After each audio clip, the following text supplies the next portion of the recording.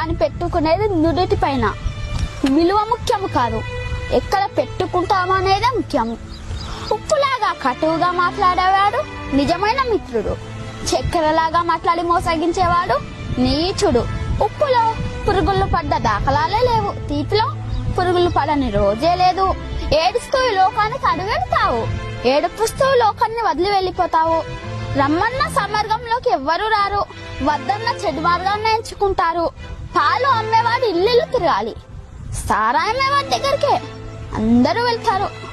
పాలల్లో నీళ్లు కలిపినావా అని అడుగుతారు, ఖరీదైన సారాయిలో నీళ్లు కలుపుకొని తాతారు. పెళ్లి ఊరేగింపులో బంధుమిత్రుల ముందు వడ్డు వెనకాల, శవయాత్రలో శవము ముందు బంధుమిత్రులు వెనకాల. శవాన్ని ముట్టినందుకు స్నానం చేస్తారు, మూగజీవులను చంపి పూజిస్తారు. కొవ్వొత్తుని వెలిగించి చనిపోయిన వారిని గుర్తు చేసుకుంటారు. కొవ్వొత్తుని ఆర్పి జన్మదినాన్ని ఆచరిస్తారు. హే మానవ, పుట్టినప్పుడు జాతకము, మధ్యలో నాటకము, చావగానే సూతకము, అయినా గదు జనుల మధ్య కౌతకము. కష్టం వస్తే భగవంతుణ్ణి కొలుస్తారు, ఆయనకు రాబోయే కష్టాన్ని ఆపడు. నిత్యం స్మరిస్తే కొండంత కష్టాన్ని గోరంత చేసి సులువుగా దాటి శక్తి నీకిస్తాడు. నిన్ను కష్టాలు కుంభవృష్టిలా ముంచేస్తే నీకు గొడుగు పెట్టి కాపాడుతాడు, గుర్తుంచుకో.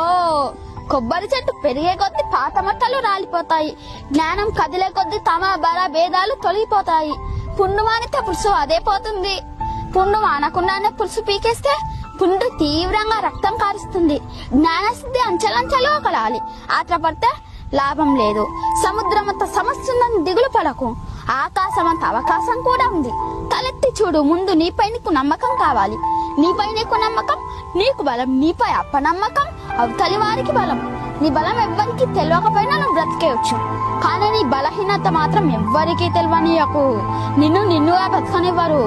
మరణం అంత మధురమైనదా? ఒక్కసారి దాన్ని కలిసిన వాళ్ళు వదిలిపెట్టి రాలేరు.